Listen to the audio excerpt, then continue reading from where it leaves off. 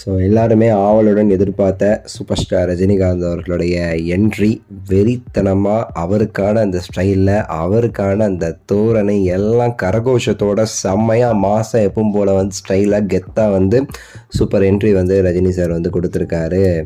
Lal Salaam audio லான்ச்சில் ரொம்பவே சரி பார்க்கும்போது நமக்குலாம் கூஸ் பம்ப்ஸ் வருதுன்னா அங்கே ஸ்டேடியமில் இருக்கிறவங்க ஸ்டேஜில் இருக்கிறவங்களுக்கு என்ன மாதிரியா மிரண்டிருப்பாங்க. ஆக்சுவலாக அவங்கெல்லாம் அப்படி வந்து செம்மையாக வந்து இருந்துச்சு. ஆக்சுவலாக ரஜினி சார் வரும்போது ஆக்சுவலாக எனக்கு வந்து டிக்கெட் இருந்துச்சுங்க போகிறது ஆடியோ லான்ச்சுக்கு. பட் ஆனால் அதுக்கு முன்னாடி நான் வந்து ஊருக்கு வர டிக்கெட் போட்டனால வேறு வழி இல்லை. ஸோ ஊருக்கு வர வேண்டியதாகிடுச்சு. இப்படியே எல்லாம் மிஸ் ஆகிட்டுருக்கு. இந்த லைக்கா வந்து ஒரு பிளான் பண்ணுறான்னா ஒரு கரெக்டாக ஒரு 2 வாரத்துக்கு முன்னாடி சொன்னாங்கன்னா நல்லாயிருக்கும். நம்ம லைக்காவை பொறுத்தவரை சட்டு புட்டுன்னு முடிவு எடுக்கிற ஆளாக இருக்காங்க. என்ன பண்ணுறது? ஸோ போயிருந்தால் எனக்கும் அந்த அவங்களுக்கு கிடைச்ச அந்த வைப் எனக்கும் கிடைச்சிருக்கும். ரஜினி சாருடைய அந்த என்ட்ரியை பார்க்கும்போது எல்லாருமே அரண்டு போயிட்டாங்க. எப்படி மரியாதை ரஜினி சாருக்கான அந்த மரியாதை எப்படி இருக்கு பாருங்கள். எல்லோரும் மரியாதை கொடுக்குறாங்க. தலைவர் தான் அப்படிங்கிறத வந்து மறக்கவே முடியாது, மறுக்கவே முடியாது. ஆக்சுவலாக ரொம்ப வெயிட் பண்ணிக்கிட்டு இருக்கேன். நிறைய விஷயங்கள் இந்த ஆடியோ லான்ச்சில் வந்து பார்க்க வேண்டியது இருக்குதுன்னு நம்ம சொல்லியிருந்தோம் ஆல்ரெடி.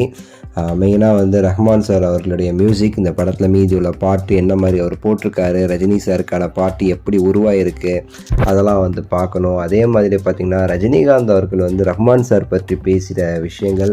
ஸோ மெயினாக ரஜினி சாருடைய ஸ்பீச்சுக்காக எல்லாருமே ரொம்ப வெயிட் பண்ணிகிட்ருப்போம். அதை தாண்டி வந்து ரஹ்மான் சார் பற்றி ரஜினிகாந்த் அவர்கள் என்ன சொல்கிற போகிறாரு, அதே மாதிரி சேமஸ் தலைவரை பற்றி நம்ம தலைவர் இன்னொரு தலைவர் ரஹ்மான் சார் என்ன பேச போகிறாரு, இதுக்கு ரொம்ப ஆவலாக வந்து காத்துக்கிட்டு இருக்கேன். ஏன்னா வந்து 2 பேருமே ரொம்ப நெருங்கியவங்க. 2 பேருக்குமே எப்போவுமே வந்து ஒரு ஒற்றுமை உண்டு. உங்களுக்கு தெரியும், ரஹ்மான் சார் கூட வந்து நம்ம தலைவர் வந்து ஒரு தர்காக்கெலாம் போயிட்டு வழிபட்டுட்டு வந்தார். அந்தளவுக்கு வந்து ஒற்றுமையாக இருக்கிறவங்க. ஸோ அவங்க வந்து என்னென்ன பேச போகிறாங்க அவங்கள பற்றி அப்படிங்கிறத வந்து நான் ரொம்ப ஆவலாக காத்துக்கிட்டு இருக்கேன். முன்னாடியே சொன்ன மாதிரி மியூசிக் படத்தில் வந்து பாட்டு பிஜிஎம் சாங்லாம் இருக்குங்கிறாங்க.